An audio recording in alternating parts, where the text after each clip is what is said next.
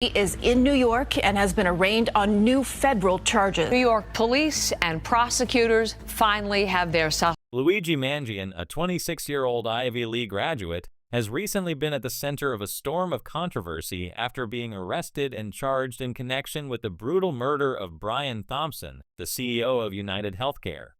This case, which has captivated the public's imagination, is a tangled web of conflicting evidence, suspicious circumstances, and mounting questions about Mangione's role in the crime. While police and prosecutors initially presented Mangione as the prime suspect in the murder, new developments are challenging the narrative, sparking fierce debates over whether he is the true perpetrator or a pawn in a much larger conspiracy. The crime itself was a chilling, meticulously executed murder that took the life of a highly influential CEO. On the morning of December 1st, Brian Thompson was ambushed outside his Manhattan hotel as he prepared to attend a high-stakes investor meeting.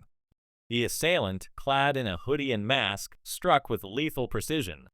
Surveillance footage revealed the shooter's swift and deliberate actions, making it clear that this was no random act of violence. The public, shocked by the audacity and execution of the crime, immediately suspected that the murder was the work of a professional hitman. In the days following the assassination, authorities worked tirelessly to uncover the identity of the killer. The investigation took an unexpected turn when a tip led police to arrest Luigi Mangione in rural Pennsylvania after a week-long manhunt. Mangione was reportedly seen at a McDonald's, and a customer, having recognized him from surveillance footage, contacted the authorities. Upon his arrest, Mangione was found to be in possession of a number of items that seemed to directly link him to the crime, including a ghost gun, $88,000 in cash, a fake ID, and a purported manifesto detailing his grievances with the healthcare industry. These discoveries painted a picture of a disgruntled young man seeking revenge, making Mangione the prime suspect in the murder of Brian Thompson. However, despite the seemingly overwhelming evidence, Mangione's lawyer has vehemently denied the charges, insisting that the young engineer is innocent. His supporters, numbering about 24, have taken to the streets, chanting for justice and raising questions about whether Mangione is truly guilty or if he has been framed.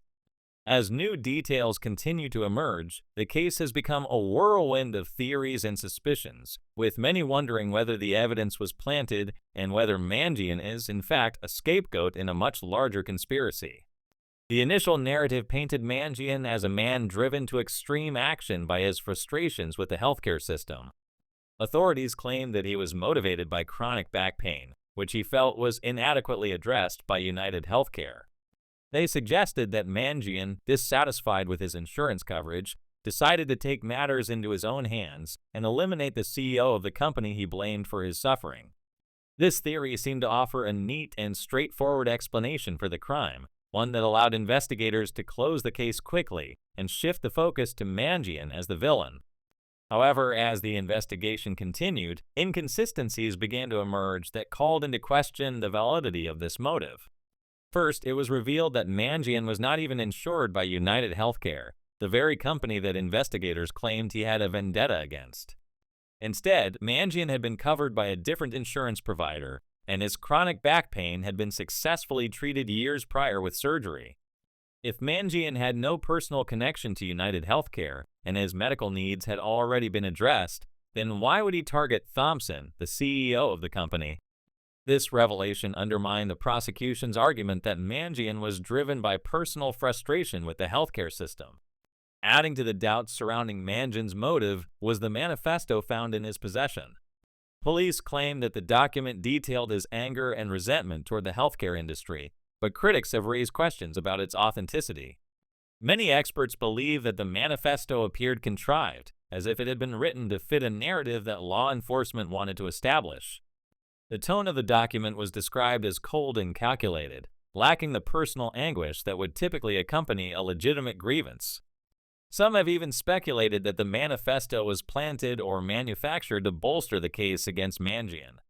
Another crucial aspect of the case that has raised suspicions is the evidence found at the time of Mangione's arrest. While police presented the discovery of a ghost gun, $88,000 in cash, and a fake ID as damning evidence, Critics have questioned why someone who had just committed such a high-profile crime would be so careless. If Mangione had meticulously planned and executed the murder, why would he carry around the very items that could link him to the crime? The ghost gun, a firearm without a serial number that is difficult to trace, was allegedly found in Mangione's backpack, along with the cash and ID. But the sheer convenience of these items, found just days after the crime, has led many to wonder whether the evidence was planted or if Mangione was set up. In addition to the troubling nature of the evidence, Mangione's behavior after the murder has fueled further speculation. The young man was arrested at a McDonald's in Pennsylvania, where he was allegedly dining casually without any apparent concern for being caught. He didn't attempt to flee or discard any evidence. Instead, he sat in a public restaurant, seemingly unaware of the risk of being apprehended. For many, this raises a crucial question. Why would someone who had just executed a highly calculated murder be so reckless and unconcerned with covering his tracks? Mangione's calm demeanor during his arrest and court appearances has only added to the mystery. Throughout the process, he has maintained his innocence, insisting that he was framed and that the evidence against him was fabricated. His supporters argue that Mangione, an Ivy League graduate from a wealthy family, has no history of violence and is unlikely to be capable of such a cold-blooded crime. Instead, they contend that Mangione has been framed and the evidence against him has been manufactured to fit a predetermined narrative. This theory of Mangione being set up gains traction when considering the possibility of a larger conspiracy at play. Some speculate that Mangione's arrest and prosecution are part of a much broader political or corporate power struggle. The timing of Brian Thompson's murder just before an important investor meeting raises the possibility that someone within United Healthcare or its network of investors may have had a motive to silence Thompson before he could share potentially damaging information. In this context, Mangione could have been an innocent bystander, someone who was chosen as the fall guy for a crime orchestrated by others with a vested interest in Thompson's death. Adding another layer of intrigue to the case is the speculation surrounding Mangione's family. Reports have surfaced suggesting that Luigi stood to inherit a significant portion of a $30 million trust left by his grandmother, and there were rumors of internal family disputes over this inheritance. Could someone within his family have orchestrated the frame-up in an attempt to cut Mangione out of his share? The possibility of family drama complicates the narrative further, and suggests that the murder of Brian Thompson may not be as straightforward as it initially appeared. Mangione's mother has also played a peculiar role in the case. Shortly before the murder, she filed a missing persons report for her son, which raised eyebrows given the timing of the crime. Furthermore, she made public statements suggesting that Mangione could be capable of such an act, a comment that struck many as odd, given her son's history and character. Why would a mother publicly cast doubt on her own child's innocence unless there were tensions within the family? As the case continues to unfold, the media has played a significant role in shaping public opinion, with sensationalized coverage amplifying every twist and turn in the story. News outlets have seized on the intrigue surrounding Mangione's arrest, fueling speculation and feeding the public's desire for answers. However, this media frenzy has only added to the confusion, with conflicting theories and narratives emerging at every turn. Despite the mounting evidence against Mangione, significant questions remain unanswered. The DNA found on a water bottle and snack wrapper recovered near the crime scene has been presented as key evidence linking Mangione to the murder, but some have raised concerns about its integrity.